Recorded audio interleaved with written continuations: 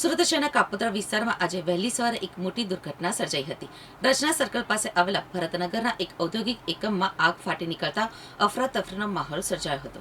આજે સવારે અંદાજે 5:30 વાગે ફાયર વિભાગને કોલ મળ્યો હતો કે કાપોદ્રા રચના સર્કલથી આગળ ગૌશાળા પાસે આવેલા ભરતનગરના મારુતિ ચોક નજીક આગ લાગી છે।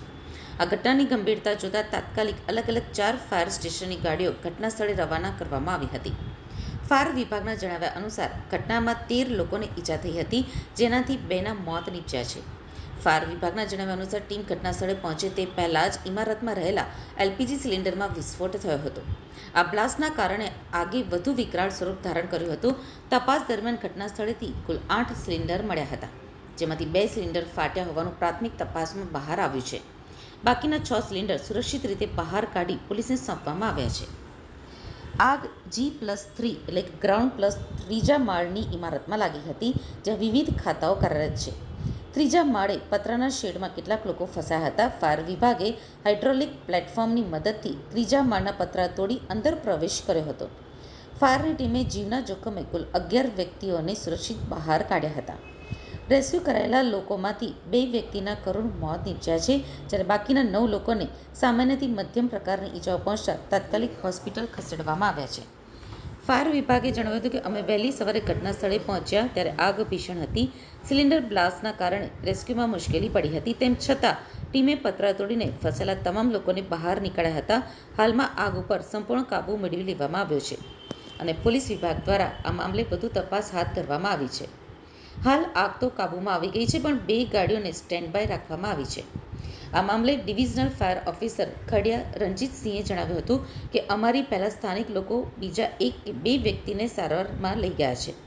હાલમાં સ્વીમેર હોસ્પિટલ ખાતે અમારા અધિકારી દ્વારા તપાસ કરતા કુલ 13 વ્યક્તિ ઈજાગ્રસ્ત થયા હોવાનું જાણવા મળ્યું છે, જેમાંથી 2ના મોત નીપજ્યા છે।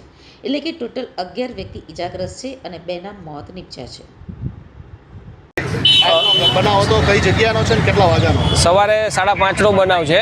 આપણે ભરતનગરમાં ખાતા આવેલા છે, ખાતા નંબર છે 4647। તેમાં કોઈ અગમ્ય કારણસર આગ લાગેલી, જેની અંદર વિભાગને જાણ થતાં ફાયર વિભાગને તરત જ 4 ફાયર સ્ટેશનની ગાડી ઘટના સ્થળ પર મોકલી આપેલી। ત્યારબાદ સિલિન્ડર હતા જે બ્લાસ્ટ થતા હતા અંદર, અને 8 સિલિન્ડર અમે અત્યારે હાલ ઓલરેડી કાઢેલા છે, જેનો કબજો પોલીસને સોંપેલું છે, જેમાંથી 3 સિલિન્ડર બ્લાસ્ટ થઈ ગયેલ છે। અને ખાતા છે બંને 46 અને 47, જેમાં ત્રીજા માળ ઉપર એ લોકોએ પતરાનો શેડ બનાવેલો છે। જે પતરાનો શેડ હાઇડ્રોલિક પ્લેટફોર્મથી અને ફાયર ટીમ દ્વારા એ પતરાનો શેડ કાપી અને પતરા તોડીને અને અમારી રેસ્ક્યુ કામગીરી કરેલ છે, જેમાં ટોટલ 11 પર્સન ઇન્જર્ડ થયેલ હતા। એમાંથી 2 પર્સન જે છે એ એક્સપાયર થઈ ગયેલ છે, અને બાકી જે 9 જણા છે અત્યારે સ્વીમેર ખાતે નાની મોટી ઈજા અને જે હોય એના હિસાબે અહીંયા લઈ ગયેલ છે। સાહેબ, આગમાં કોઈ કારણ જાણવા મળેલ નથી, પણ આગ ઓલાવતા દરમિયાન અમારે એક ફાયર માર્શલ છે જેને નોર્મલ ઈજા થયેલ છે, હાથમાં લાગેલ છે, તો એને પણ અમે સ્વીમેર રવાના કરેલ છે। અને ઘટનાની અને ફાયર કોલની ગંભીરતાને જઈ ફાયર ખાતાના અમારા વડાશ્રી, ચીફ ફાયર ઓફિસર શ્રી સહિતની પૂરો ટીમ જે ઘટના સ્થળ પર હાજર હતી અને અત્યારે અંડર કંટ્રોલ છે। અને જે પણ બ્લાસ્ટ થયેલા સિલિન્ડર છે એલપીજીના, એ અમે પોલીસને હેન્ડઓવર કરેલ છે તપાસ માટે।